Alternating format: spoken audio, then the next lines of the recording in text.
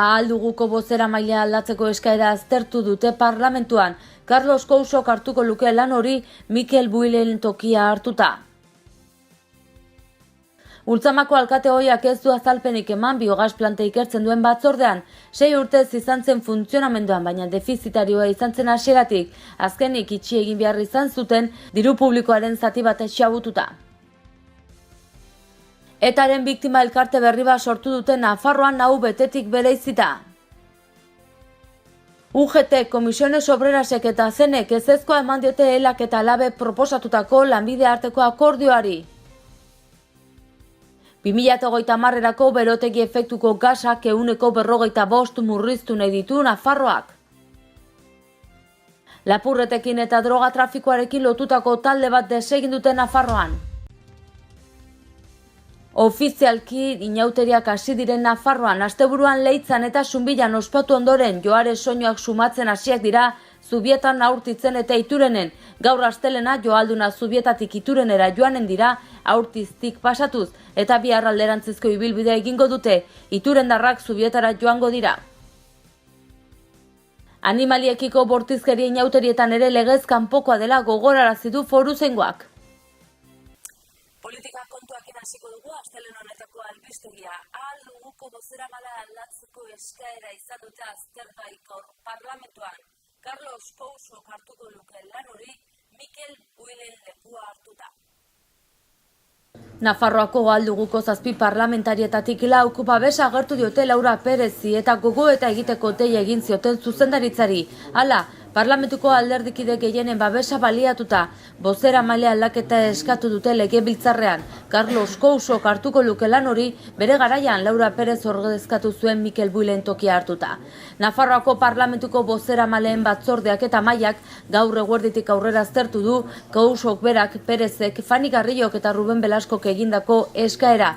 Aldaketak onartuz gero, gertaliteke Ahalduguko talde parlamentarioa laukiderekin geratzea eta horrek eragin zuzena izango luke gobernuan. Cousok berak nabarmendu du alderdi barruko krisiak ez duela aldaketa kolokan jarriko. Alderdiko zuzendaritzak Perezi alderdiaren kode etikoa larri urratzea egotzi dio eta jokabide horrekin alderdiaren izen ona zikintzea eta proiektu politikoaren sinesgarritasuna kolokan jartzea aurpegiratu dio, baina azalpen gehiagorik eman gabe. Ultzamako alkate ohiak ez du azalpenik eman biogas planta ikertzen duen batzordean. 6 urtez egontzen funtzionamenduan, baina hasieratik defizitarioa izan zen. Azkenik itxi behar izan zuten diru publikoaren zati handi bat xahututa. Bi alkate ohiek eman behar zituzten azalpenak lehendabizi Perez Arregik eta gero haren ondorengoa alkatetzan Patxi Tornaria. Izan ere, Ultzamako udala izan zen biogas plantaren sustatzaile nagusia 2007an eta bi alkate ohi horiek ardura izan zutelakoan azalpenak ematera deitu dituzte parlamentuko ikerketa batzordera. Ez dute deklaratu, prozedimendu judiziala zabalik denez, lehentasuna hari ematea bidezkoena dela iruditu zaio Patxi Perez Arregiri. Nafarroko gobernua zabaldu du prozedimentu judiziala eta parlamentuko ikerketa batzordean esaten direnak ere baliatzen dituztela ikusirik nahiago izan du isilik gelditu. Diru laguntzen aferagatik eta kontratazioengatik eraman dituzte parlamentuko ikerketa batzordera, baina hitzik ez dute egin ez gai baten inguruan ez da besteaz ere. 6 urtez izan zen funtzionamenduan biometanizazio planta, baina defizitarioa izan zen hasieratik eta urte horien ondoren ateak itxi behar izan zituen diru publikoaren zati bat 3 milioi euro xahututa. 2016an izan zen itxiera.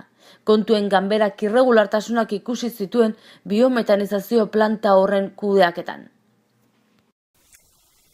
Etaren biktima elkarte berri bat sortu duten Nafarroan hau betetik bereizita. Elkarte berriaren sorrerarekin euren ahotsa izan dute erakundeen eta jendearen aurrean. Etaren biktima elkarte berri bat sortu dute Nafarroan terrorismoaren biktimen elkartetik bereizita. Elkarte berriarekin beren ahotsa izan nahi dute erakundeen eta jendeartearen aurrean.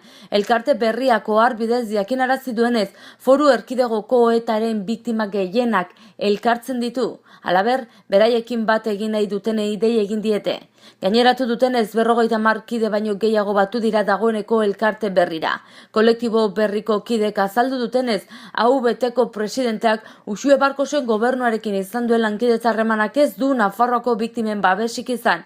Bestalde, biktimak eta borreroak parekatu nahi izatea egotzi dio Nafarroako gobernuari. Aurrera eginez albisteekin, UGT, Komisiones Obrerasek eta CNek ezezko eman diote ELAk eta LABek proposatutako lanbide arteko akordioari. Langileei lan baldintzak negoziatzeko eskubidea ukatzea leporatu diete ELAk eta LABek. UGT, Komisiones Obrerasek eta Nafarroako Enpresarien Konfederazioak lan baldintzak Nafarroan negoziatzeko eskubidea ukatzen dutela salatu dute ELAk eta LABek. Izan ere, iaz proposamen bat igorri zen lanbide arteko akordio bat lortzeko, baina ezezko eman dute hiruek. Lehenik eta behin azaldu nahi dugu negoziazio kolektiboaren estatalizazioari buruz hitz egiten ari dugunean, zeri buruz ari garen hizketan. Negoziazio kolektiboaren estatalizazioaren ondorioz, orain arte Nafarroan negoziatzen ziren hitzarmenak, Madrilen negoziatzen diren hitzarmenengatik ordezkatuak izaten ari dira. Estatalizazioak Zapaterok 2011 garren urtean egindako lan erreforma baten ondorioa da, eta lan erreforma hori ahalbidetzen zuen Madrilen negoziaketak eramatera. Hau da, orain arte Nafarroan negoziatzen ziren hainbat materia, sektoretako hainbat materia, orain Madrilen negoziatzea. Eta hori azpimarratu nahi dugu, ate hori Zapaterok ireki zuela, ahalbidetzen zuelako, baina hori ez zen beharrezkoa, ez zen derrigorrezkoa, baizik eta UGT, Komisiones eta Patronalak ibilbide hori zeharkatzea erabaki dute, eta beraien erabakiarengatik gero eta materia gutxiago negoziatzen dira Nafarroan. Egoera honen aurrean, ELAk eta LABek hartu genuen iniziatiba eta proposamen bat luzatu genien Nafarroako UGT, Komisiones eta Patronalari. Akordio horren edukia zen, azken finean, Nafarroako hitzarmenei lehentasuna ematea. Modu horretan, Madridik inposatzen diren estatalizazio horretara oztopatu, eta azkenean, Nafarroan, guk ziurtatu nahi genuen zen, Nafarroan negoziatzea eskubidea hemen mantentzeko. Akordio hau zentzu honetan ere, azpimarratu nahi dugu, akordio honek prebioa daukala, Euskal Autonomia Erkidegoan posible izan zen mota honetako akordio bat, eta 2017ko urtarrilean Euskal Autonomia Erkidegoan sinatu zen orain proposatu diegun akordio berdina. Eta Euskal Autonomia Erkidegoako akordioaren sinatzaileak UGT, Komisiones, ELA, LAB eta Confebask EAeko patronala izan ziren. Hortaz, horretan ere izpilu izan da, hemen Nafarroan ikusten genuen aukera mota horretako akordioa batetarako proposamena luzatzeko. Zorritzarrez, Nafarroan bai UGT, bai Komisiones eta patronalak ezezko erantzuna eman digute, eta guk jarrera hori salatu nahi dugu, azken finean, Nafarroako langilei lan baldintzak erabakitzeko eskubidea ukatzen zaielako.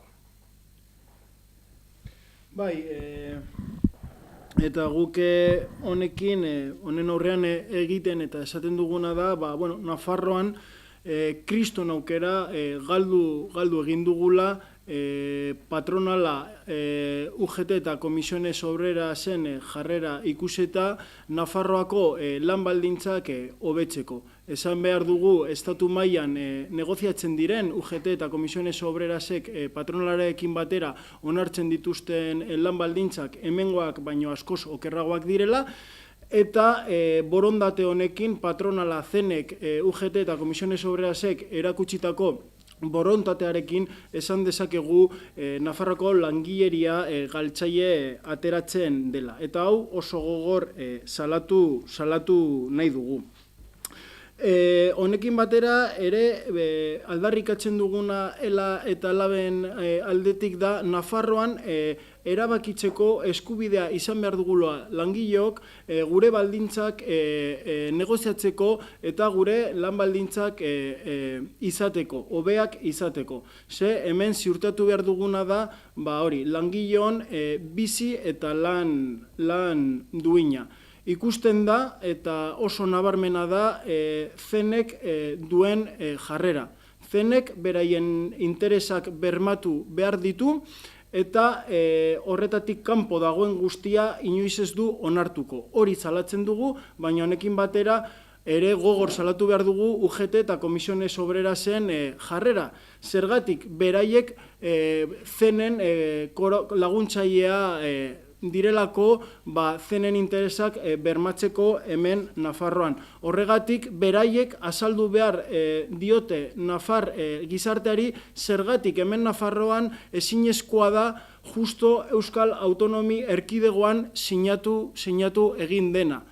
Zenen aldetik, arazo juridikoak daudela esaten digu, baina esan dezakegu arazo horiek EAen ez direla egon, eta gainera legean aurrikusten dela ELA eta LABen aldetik proposatutako akordio interprofesionala.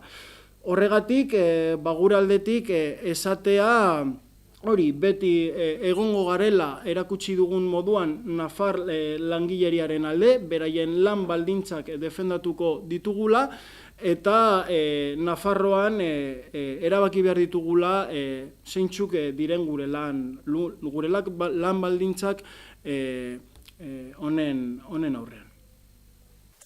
2030erako berotegi efektuko gasak eureko 45 murriztu nahi ditu Nafarroak. 2030erako berotegi efektuko gasak ehuneko 45 murrizteko eta energiaren ehuneko 50 iturri berriztagarrietatik lortzeko bi ekimen aldi berean onartu ditu Nafarroako gobernuak. Klima aldaketaren bide orriaren eta energia planaren erronka nagusietako bi dira. Foru exekutiboak hasteko azken kontseiluan onartu ditu. Manu Ayerdi garapen ekonomikorako kontseilariak eta Isabel Elizalde landa garapenerako kontseilariak neurriak aurkeztu dituzte prentsaurrekoan. Bi dokumentuek 2030 jo muga dute. Gobernuak neurri transbertsalak hartuko ditu parte-hartze prozesuen bidez, era berean enpresen, gizarte eragileen eta herritarren lankidetza beharrezkoa izango da. 2020 arte klima aldaketaren bide orriak 220 milioi euroko aurrekontu saia izango du egungo joera aldatzeko. Izan ere, klima aldaketa begien bistakoa da Nafarroan ere, Europako zona sentikorrean kokaturik dagoelako Elizaldek azaldu duenez. Horrela, mahatsi bilketa hilabete erdi lehenago egiten da Nafarroan temperaturek gora egin dutelako kontseilariak gogorarazi duenez. Hala ere, kalte handiagoak izan daitezkela ohartarazi du. Uholdeak, suteak eta ondorioak izakien osasunean. Horregatik, 2020erako berotegi efektuko gasak ehuneko 20, 2030erako ehuneko 45 eta 2050erako ehuneko 80 murriztu nahi dituzte joera erabat aldatzeko. 2016an berotegi efektuko 5,2 tona gas isuri ziren, 2015an baino ehuneko 5,3 gehiago. Bridget izeneko polizia operazio izan da, lapurretekin eta droga trafikoarekin lotutako talde bat desegin dute. Indarkeriaz egindako lapurretarekin eta droga trafikoarekin lotutako talde bat desegin du Polizia Nazionalak Iruñeko udaltzaingoaren laguntzarekin. Bridge izeneko polizia operazioan Nafarroan bizi ziren 3 gizonezko atxilotu dituzte eta horiei egotzi dizkiete Iruñeko 19 dendetan eta farmazietan izandako lapurretak. Guztira 31.000 eurotik gora lapurtu dituzte eta kalte material handiak eragin. Polizia Nazionalak jakitera manduenez, joan den udan atzeman zuten gaueko lapurreta kopuruak gora egin zuela, Iruñeko farmazietan eta kliniketan bereziki, pertsanak bortxatuta sartzen ziren lokaletara. Hori dela eta lapurreta saihesteko operatibo berezia abian jarri zuten Polizia Nazionalak eta Iruñeko udaltzaingoak eta horri esker 3 atxiloketak egin dituzte. Gainera 3 etxebizitza miatu dituzte, bata Iruñan eta bestea Berriozarren eta lankide horiek marihuana trafikoarekin ere lotura dutela egiaztatu du poliziak, landaketa egiteko material guztia aurkitu baitute. Eta hasi dira ofizialki inauteriak. Nafarroan asteburuan Leitzan eta Zumbillan ospatu eta gero gaur astelena joareak sumatzen hasiak dira Zubieta Aurtitz eta Iturrenen. Zubietarrak Iturrenera joanen dira gaur aurtiztik pasatuta eta bihar alderantzizko ibilbidea egingo dute. Iturrendarrak Zubietara joango dira. Zumbillan eta Leitzan asteburuan inauteriak ospatu eta gero gaur astelena joare soinuak protagonista bihurtuko dira. Zubietan Aurtitzen eta Iturrenen joaldunek ardi larruak gorputzan jantzi eta espiritu txarrak uxatzen hasiko dira. Gaur Zubietarrak Iturenera joango dira, tartean aurtitzen geldituz eta urtiztarrak diren joaldunekin elkartuz. Ondotik Iturenen elkartuko dira hiru herritako joaldunak. Asteartean berriz Iturendarrak Zubietara joanen dira, berriz ere aurtitzen geldialdia eginez. Joariak ez ezik egunean zehar mozorroak ibiliko dira herrian, giroa jarriz, baita eskean ere. Kultura intereseko ondasun bihurtu dira inauteriak. Eta inauteriekin lotuta animaliekiko bortizkeria inauterietan ere legez kanpokoa dela gogorarazi du Foruzaingoak. Animalien kontrako indarkeria debekatuta dagoela inauterietan ere gogorarazi du Foruzaingoak ohar baten bidez, eta horregatik festa horiek ospatzen diren herrietan gertatzen dena zainduko dutela jakinarazi dute. Iaz, hainbat kexa jaso zituzten Twitter eta Facebook kontuetan, Zubietan eta Iturenen kuadrilla batzuk hildako animaliakin ibili zirela salatuz, eta hainbat bisitarik animalia horien odolarekin zikindu zituztela salatu zuten, hori dela eta ikerketa ireki zuten. Ikerketa horren harira Iturengo alkateak esan zuen hurrengo urteetan ez zutela horrelakorik onartuko. Animalia basatiak eta horien bizilekuak babesteko Foru Legearen 8. artikuluaren arabera debekatuta dago animalia basati bizidunen, hildakoen eta gorpuzkien jabetza, naturalizazioa, trafikoa eta salerosketa, importazioa, esportazioa eta erakusketa barne. Goazen orain eguraldiaren iragarpena zenan ikustera.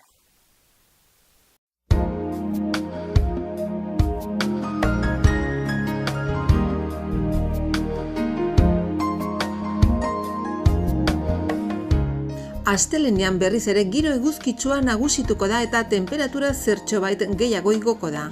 Giro hotzarekin hasiko dugu eguna, barnealdean lainoa sortu eta izotza botako du. Baina goizak aurrera egitearekin batera, eguzkiak gailenduz joango da eta giroa goxatuko du. Egunaren erdiko orduetan beroenak 13-15 gradu artekoak izango dira. Haizea aldakor ibiliko da, baina arratsaldean ipar ukitua izango du eta ez da baztertzen behe-laino batzuk agertzea kostaldean. Asteartean antizikloiaren babesean jarraituko dugu eta giroa egonkorra izango da. Aldaketa bakarra itsasertzean ager daitezken behe-lainoak izango dira. Gainerakoan antzera jarraituko du aroak. Goizean goiz lainoa agertuko da eta ondoren zerua oskar bigeratuko da. Haizea indar handiegirik gabe eta nora ezean ibiliko da, ekialdekoa nagusituz. Goizaldean hotz egingo du berriz ere eta barnealdean zeropeko temperatura izango dugu, maximoak ere ez dira gehiegi aldatuko. Urtarrilak 29 gaur astelena goazen egunak utzizkion albisten errepaso egitera titularrekin.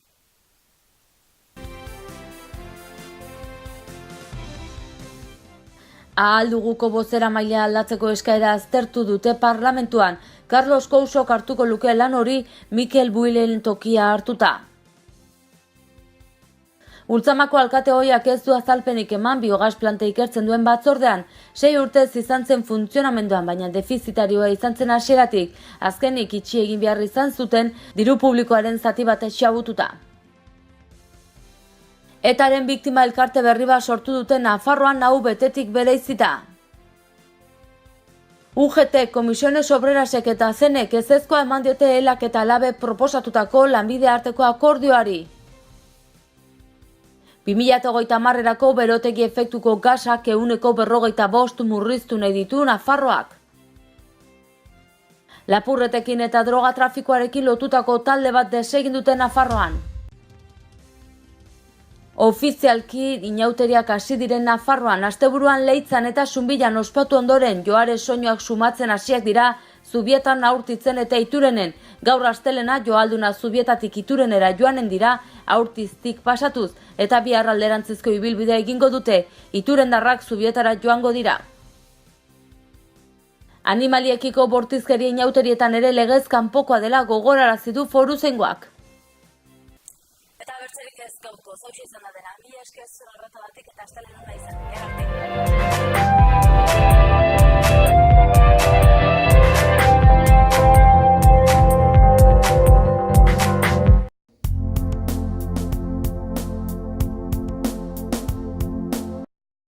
Errenta errenta aitorpena. Hasi da aurrez aurre errenta aitorpena egiteko epea. Ekainaren 23 bitartean arretarako guneetan aurkez dezakezu ala aurrez hitzordua eskatuta Nafarroako Ogasuneko bulegoetan. Orain gainera, zeure ekarpenak zehazki nora joanen diren ikus dezakezu aurrekontua.nafarroa.eus gunean sartuta. Ekarpenez eraikitako etorkizuna.